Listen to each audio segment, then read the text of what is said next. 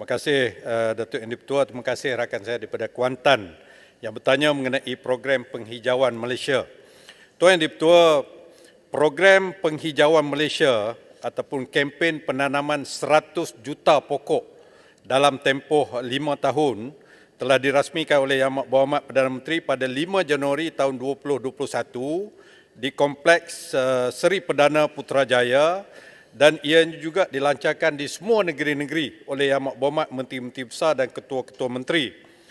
Kementerian Tenaga dan Sumber Asli atau KEXA telah membangunkan satu aplikasi mudah alih yang dinamakan Penghijauan Malaysia dan juga satu laman web khas yang boleh dicapai melalui pautan www.100jutapokok.gov.my.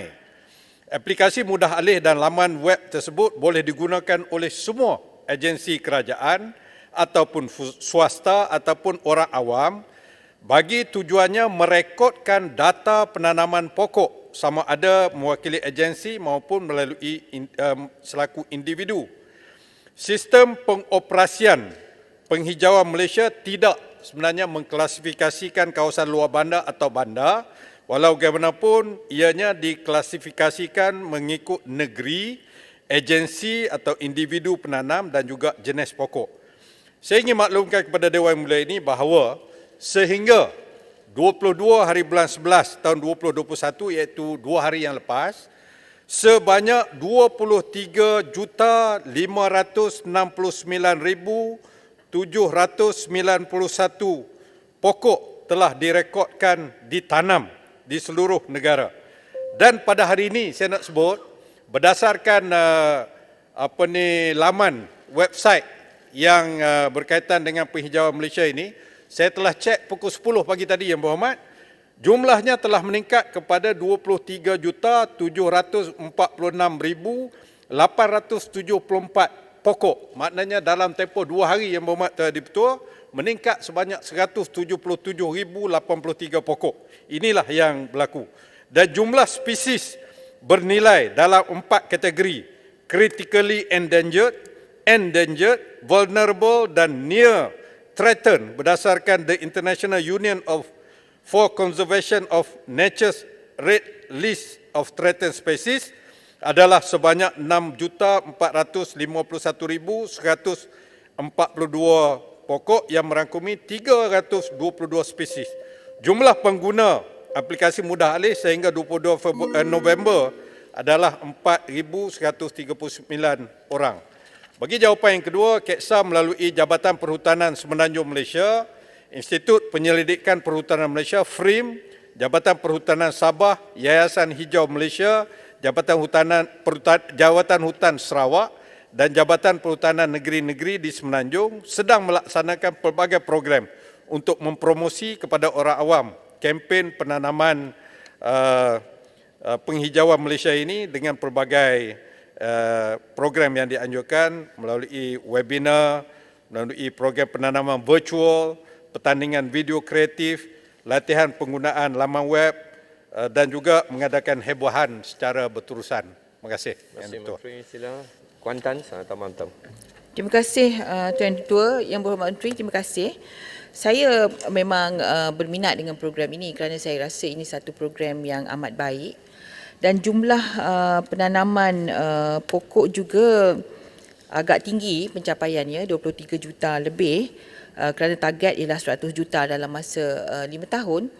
Namun saya lihat daripada data ini, adakah kemungkinan yang terlibat ialah agensi NGO bukan individu? Kerana kalau individu jumlah hanya 4,139 yang mendaftar dekat aplikasi. Apakah program yang dirancang untuk specifically khususnya untuk melibatkan individu-individu, dan adakah Yang Berhormat Menteri mahu bercadang untuk melibatkan pejabat-pejabat ahli parlimen, kerana kita boleh bawa ke akar umbi dan mungkin boleh membawa program ini kalau ada peruntukan untuk program ini kepada akar umbi dan individu supaya mereka memahami betapa pentingnya projek penghijauan Malaysia ini. Terima kasih. Terima kasih Kuantan. Sila Menteri, 1 minit. Terima kasih sahabat saya Kuantan, satu pandangan yang cukup bernas, yang cukup baik. Saya faham beliau adalah seorang yang pencinta alam sekitar. Yang Berhormat Tuan Yang Bertuah, saya nak maklumkan kepada Dewan Yang Mulia ini bahawa selain memang saya akui ada agensi-agensi dan juga NGO yang giat aktif dalam penanaman pokok mencapai 100 juta pokok ini, tapi ada individu dalam laman web yang kita tertera ni. Saya boleh bagi contoh seorang yang bernama, dengan izin saya boleh sebut nama orang-orang yang berjasa besar. Mr. Gan Chun Kiat, dia telah menanam 347 pokok setakat ini. Mr. Afiq Ashram, 244 pokok. Mr. Genius Ebin, 234. Sylvester Luta, 213. Banyak rekod-rekod yang menunjukkan individu yang berminat. Jadi cadangan Yang Berhormat Kuantan supaya saya extendkan kepada pejabat ini satu cadangan yang baik. InsyaAllah saya akan laksanakan dengan cepat mungkin. Terima kasih Yang Berhormat. Menteri. Jerai. Soalan tambahan kedua saya jemput Jerai. Yang Berhormat Tebrau. Terima kasih Datuk Yang Dipertua. Terima kasih kepada Menteri yang menjawabkan soalan tadi Yang Berhormat Kuantan. Saya memang peminat dalam isu ni kerana saya nampak negara kita memang kurang pokok. Kita suka memotongkan pokok kerana banyak orang merayu kepada saya kerana pokok jadi isu burung kakak ke dan daun-daun akan jatuh dalam tapak perumahan mereka. Jadi mereka akan minta potong pokok. Dalam usaha ini saya nak tanyalah agensi yang mana yang paling aktif dalam program ini, kerana saya tidak nampak di kawasan khususnya di daerah Johor Bahru banyak pokok sudah ditanam. Jadi apa agensi yang paling aktif dalam program ini? Dan soalan yang kedua, adakah tanaman 23 juta ini yang sudah direkodkan, adakah ini termasuk pokok kelapa sawit, pokok kelapa dan pokok getah yang ditanam oleh pekebun kecil atau mana-mana pihak? Terima kasih. Terima kasih Tebrau. Sila Menteri. Terima kasih rakan saya daripada Tebrau. Saya nak maklumkan dengan jelas dalam konteks program penghijauan Malaysia ini, pokok yang dikira sebagai masuk kategori 100 juta ini adalah pokok yang merupakan tumbuhan berkayu. Itu dia punya kategori, mempunyai akar, batang, dahan dan daun. So maknanya pokok yang tidak mempunyai dahan itu tidak masuk. Macam pokok serai, pokok betik, pokok aloe vera, pokok kelapa itu tak masuk. Yang Berhormat Tuan Yang Dipertua. Yang lain tu semuanya masuk. Jadi ini adalah kategori pokok yang kita ambil kira sebagai masuk dalam kategori ini.